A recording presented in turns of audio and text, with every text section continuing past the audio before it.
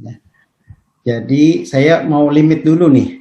Kamu nanya Technopreneur University Base. Kalau Technopreneur, kita maunya apa? itu mau mencetak para entrepreneur berbasis teknologi, ya kan? Nah, kita jangan ngomong yang lain-lain ya. Kita mau mencetak entrepreneur berbasis teknologi. Berarti kurikulumnya harus dibenerin. Apakah kita ada tuh ngajarin bagaimana menjadi seorang entrepreneur? Bagaimana berpikir sebagai seorang entrepreneur? Bagaimana mengambil keputusan?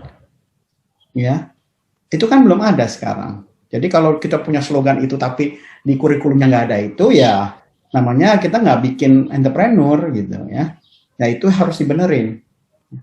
Setelah itu dibenerin, apalagi yang dibutuhkan? Ya.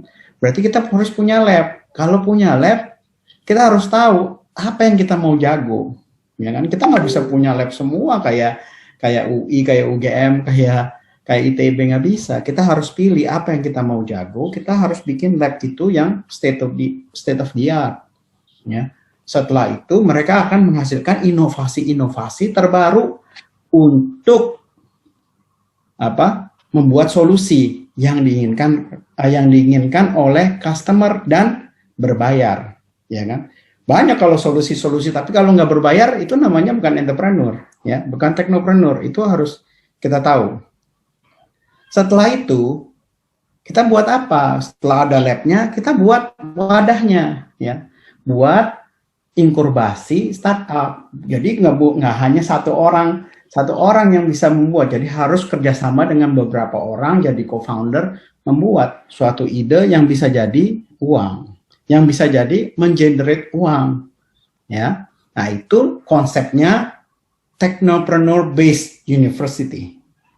Ya, kalau saya mau tarik benang merahnya. Sekarang kenapa banyak alumni IT, terutama yang muda, itu acuh tak acuh saat ini?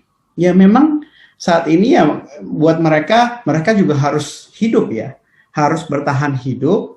Uang hidupnya aja dia belum ini, dia berarti harus ngelihat diri dia sendiri. Ya, kita bisa maklumin.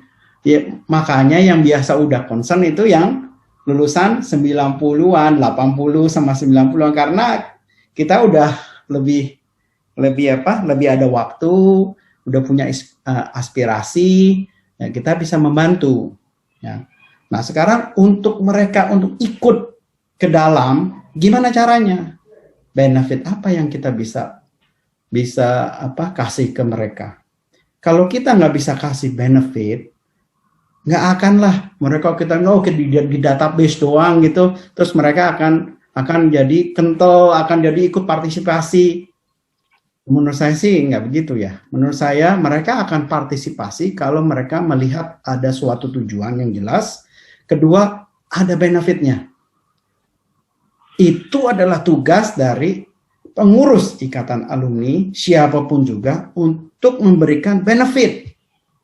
Yang jelas untuk para alumni juga, yang jelas untuk IT, yang jelas untuk para mahasiswanya juga. Itu yang saya namakan berhasil sebagai pengurus ikatan alumni IT. Mungkin itu aja dari saya. Terima kasih.